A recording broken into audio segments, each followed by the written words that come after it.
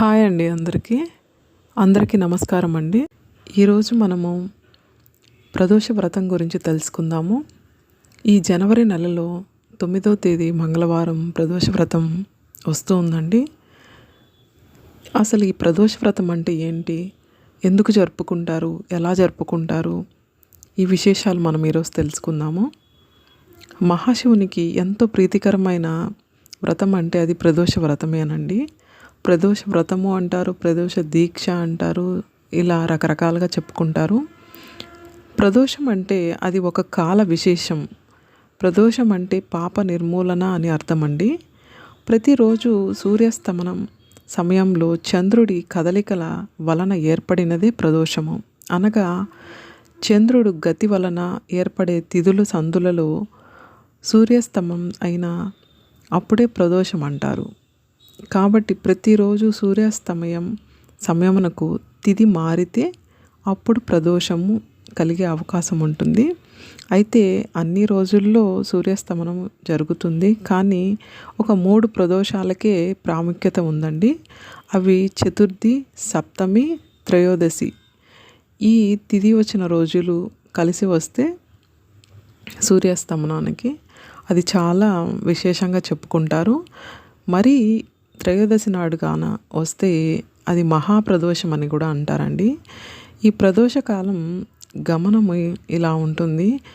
ఏ దినమునందు సూర్యాస్తమనం తర్వాత 9 గడియల లోపల చతుర్థి తిథి కానీ, త్రయోదశి తిథి కానీ, సప్తమి తిథి కానీ ఉంటే దాన్ని ప్రదోష వ్రతము, ప్రదోష తిథి, ప్రదోష దీక్ష అని జరుపుకుంటారు. ప్రదోష వ్రతము వచ్చిన రోజు ఆ పరమశివుడు తన ప్రమదగణాలతో కొలువై మన పూజలు అందుకోవడానికి సిద్ధంగా ఉండే సమయం అండి. మనము పాపకర్మల ఫలాన్ని పటాపంచలు చేసే గరళము వలె మింగి మనకు సాత్విక గుణమును కలిగించే మన కష్టాలను తొలగిస్తాడండి. ఈ త్రయోదశి శనివారం వస్తే దాన్ని శని త్రయోదశి అని, అదే సోమవారం వస్తే దాన్ని సోమ ప్రదోషమని పిలుస్తారు. దోషము అనే పదానికి సంధ్యా సమయము అని అర్థమండి. మహాశివుని ధ్యానిస్తూ ప్రదోష వ్రతం నాడు అంటే సాయం సంధ్యా సమయమున చంద్రపక్షం 13వ రోజు నాడు ఉపవాసం ఉంటారు.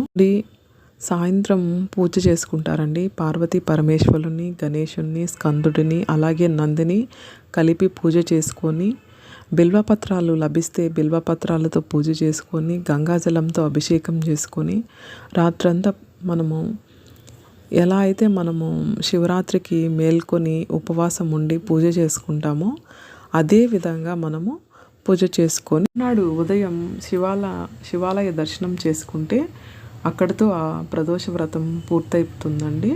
ఈ విధంగా మనము ప్రదోష వ్రతాన్ని చేసుకోవచ్చు. అనుకున్నప్పుడు ప్రదోష వ్రత కథ కూడా తెలుసుకోవాలండి.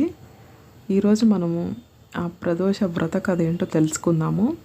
మీకు ఇదివరకే నేను చెప్పిన విధంగా కనీసం పూజ చేసుకోలేకపోయినా కనీసం వ్రత కథ తెలుసుకుంటే కూడా మనకు అదే పుణ్యము, ఫలము కలుగుతుందని మనం చెప్పుకున్నాము. ఆ కథ ఏంటో ఇప్పుడు తెలుసుకుందాము. ఒకప్పుడు చాలా పేద బ్రాహ్మణ మహిళ ఉండేదండి. ఆమె పరమ భక్తురాలు. ఆమెకు ఒక కుమారుడు కలడు. ఓసారి ఒక బాలుడు నదీ తీరంలో ఏడుస్తూ ఈవిడకి తారసపడ్డాడు. ఆ అబ్బాయిని తనతో పాటు తీసుకెళ్ళి ఆలనా పాలనా చూసేది. ఆ తర్వాత కోవెలను సందర్శించి శాండిల్యుడు అనే ఋషిని కలిసింది. అప్పట్లో శాండిల్యుడు అనే మహా పేరు కలిగిన ఋషి కలడు. ఆ అబ్బాయి గురించి ఆమె శాల్యుడిని అడగగా ఆ అబ్బాయి విదర్భ రాజా యువరాజు అని, ఒక యుద్ధంలో తన తండ్రిని కోల్పోయాడని తెలుస్తుంది. ఆ అబ్బాయి గురించి దిగులు చెందిన ఆ మహిళ అతడిని దత్తత తీసుకోవాలని భావిస్తుంది. అప్పుడు ఆ ఋషి ఈ మహిళకు ప్రదోష వ్రతాన్ని చేయమని సూచిస్తాడు. అలాగే ఆమె కుమారుల చేత కూడా ఈ వ్రతాన్ని ఆచరింపచేయమని ఆదేశిస్తాడు.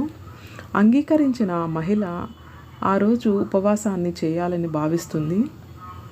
ప్రదోష వ్రతం నాడు ఆచరించవలసిన విధి విధానాల గురించి అలాగే ప్రదోష వ్రత కథ గురించి వివరించమని శాండిల్యుని కోరుతుంది.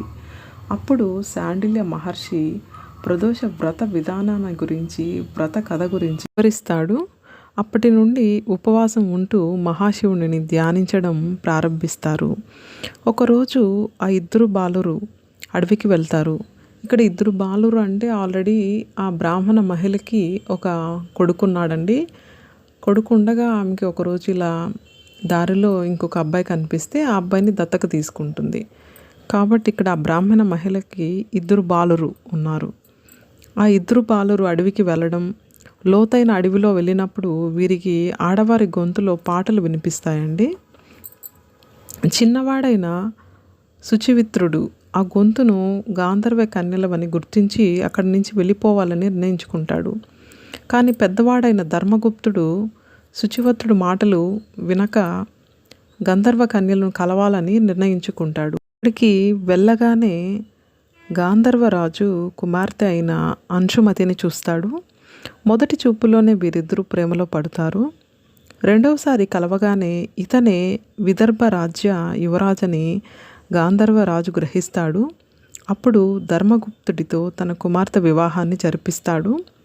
వీళ్ళిద్దరి పెళ్ళి వలన యువరాజు ధర్మగుప్తుడికి సౌభాగ్యంతో పాటు మంచి రోజులు వచ్చాయని నమ్ముతారు. అలాగే ధర్మగుప్తుడు సోదరునికి వారి తల్లి కూడా మంచి రోజులు వచ్చాయి. తన తండ్రి కోల్పోయిన రాజ్యాన్ని యుద్ధంలో గెలిచి తిరిగి దక్కించుకోగలుగుతాడు ధర్మగుప్తుడు. ఆ బ్రాహ్మణ మహిళ శివుడిని ఆరాధించడం, ప్రదోష వ్రతం చేయడం వలనే తిరిగి మంచి రోజులు తీసుకురాగలిగిందని, ఇదంతా మహాశివుడిని ఆరాధించడం వలనే సాధ్యమైందని, అందువలన ప్రదోష వ్రతాన్ని ఆచరించి మహాశివుని ఆశీస్సులని పొందమని రాజ్యంలోని ప్రజలను ఆదేశిస్తాడతడు. ప్రదోష వ్రతము స్కాంద పురాణంలో నుంచి వివరించబడిందండి. ప్రదోష వ్రతాన్ని ఆచరించడం ద్వారా సత్ఫలితాలు పొందవచ్చునని ఈ స్కాంద పురాణం నుంచి తెలియజేస్తున్నారు. ప్రదోష వ్రతం అనేది ఆచరించే రోజును బట్టి ఫలితాన్ని అందిస్తుందండి. ప్రదోష వ్రతము ఆదివారం ఆచరిస్తే మంచి ఆరోగ్యాన్ని అందిస్తుంది. సోమవారం నాడైతే కోరికలను తీరుస్తుంది. మంగళవారం నాడైతే వ్యాధులు నయం చేస్తుంది. బుధవారం నాడు ప్రదోష వ్రతాన్ని ఆచరిస్తే ఇప్పుడు కూడా కోరికలు తీరుతాయి. గురువారం నాడైతే శత్రువులు నశింపజేస్తుంది. శుక్రవారం నాడైతే అదృష్టం కలిసి వస్తుందండి. శనివారం నాడు ఆచరిస్తే కుమారులు కలుగుతారు. ఎవరికైతే కుమారులు కావాలనుకుంటారో వాళ్ళకి కుమారులు కలుగుతారు. ఈ విధంగా మనం రోజును బట్టి ప్రదోష వ్రతాన్ని ఆచరిస్తే ఆ రోజును బట్టి ఆ ఫలితం దక్కుతుందండి. ఈ విధంగా మనకు స్కాంద పురాణంలో నుంచి వివరించబడింది.